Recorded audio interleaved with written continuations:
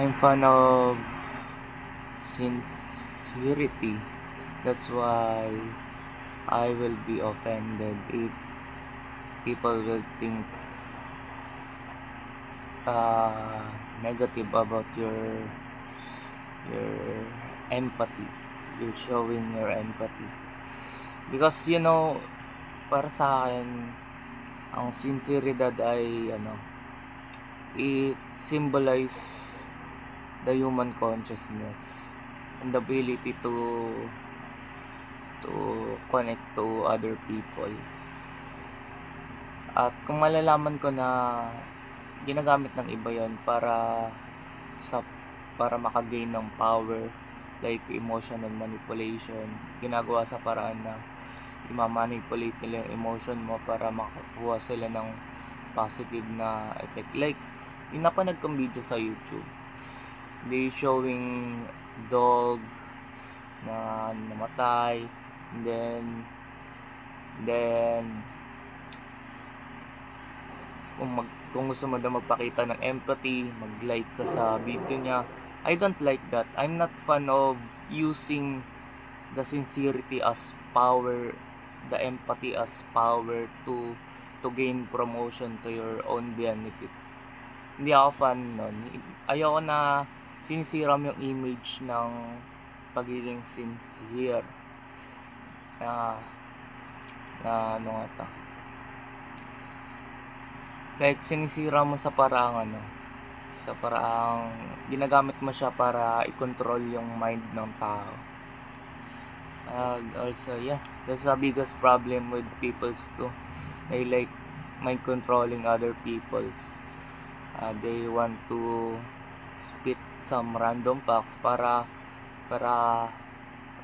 some random truth.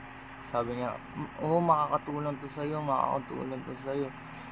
And then, wala akong magagawa kundi paniwalaan na makakatulong talaga sa'yo. Ayoko ng mga ganun. Ayoko ng mga taong minamanipulate yung kahinaan nila emotionally. Yung magpapakita ng simpatsya. And then, yung intention niya talaga ay makuha ka at mapaniwala para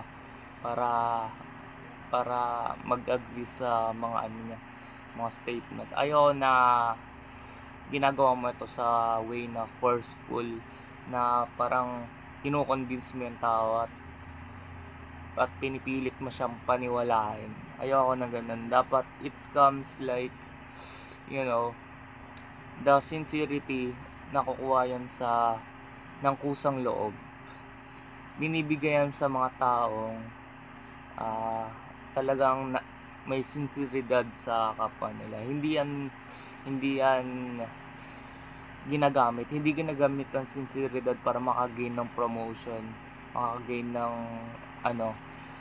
at hindi din ginagamit yung image ng mga god or image ng pagiging positive na version ng tao. Hindi ginagamit yung mga image niyan na para mapalabas mo yung sarili mo na mabuti kang tao. Parang sa ibang side, parang pinapakita mo lang na ginagamit mo yung sinceridad para makonvince mo yung tao mapaniwala sa'yo. Parang kinokontrol ka lang din niya parang kinokontrol niya yung emotion mo. Dahil chine-cherish ko talaga yung totoong sinceridad. Yung sinceridad na walang halong toxicity, walang halong pamemeke. Gusto ko yung sinceridad mo, as long na galing talaga hindi sa puso, sa isip na lang. Kasi hindi nag-exist yung puso. Dugo yung pinapump niya. Yung nag-exist sa totoong empathy mo, sa totoong sinceridad mo sa pagkatao mo. Basta papakita ka ng affection, na sincere ka sa mga ideas mo at paniniwala mo. At ayoko ginagamit ng mga tao na manipulation yung sinceridad, na nasabi ko na gamitin yun to manipulate human emotions.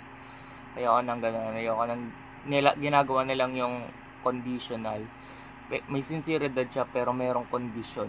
Ayoko ng ganun. Ayoko na may sinseridad pero may mga condition na pero kailangan mo maniwala sa ganito. Magkakasinseridad ako pero paniwalaan mo muna to. Ayoko ng mga ganun. Ayoko i-put yan sa agreement at ayoko i-put yan sa mga kind ng ano nga to, kind of ng pag-ano, ayoko yun i-put sa kind of contracting at negotiating. Ayoko na negotiate mo yung sinseridad mo. Ayoko na may sinseridad ako pero dapat maniwala ka sa marketing namin. Ayoko ng ganun. Ayoko pamemeke yun eh. Sobrang toxic ng mga taong ganun. Sobrang toxic ng mga taong ginagamit yung sinseridad para makakuha ng views, makakuha ng followers, makakuha ng gusto nilang makuha ang power sa mundo. Ayoko ng ganun kasi sinisira nila yung image ng sincerity. Na yung sincerity ay dapat nanggaling sa totoo mong reaction, totoo mong emotion, totoo mong understanding, totoo mong pag-unawa at walang intention na manakit at walang intention na manloko ng kapwa. Yun lang, medyo toxic lang yung ibang people kasi lalo na yung nakita ko ngayon na video kasi ginamit talaga nila sa manipulation na kailangan mong kung gusto mo daw tulungan yung aso ay dapat, kung gusto mo magpakita ng simpatya ay dapat mag-like ka at suportahan mo yung mga video. Putik na yan, sobrang toxic. Ba't naniniwala kayo dun? Hindi totoong mga tao. There are fake peoples. Yun lang masasabi ko. So, don't believe that false fraud sincerities. I'm just talking na hindi lahat ng tao ay mapapagkatiwalaan kasi hindi lahat ng tao ay sincere. Karamihan ng mga tao ay nagpapanggap lang. So maraming salamat sa panonood. Like, comment at subscribe.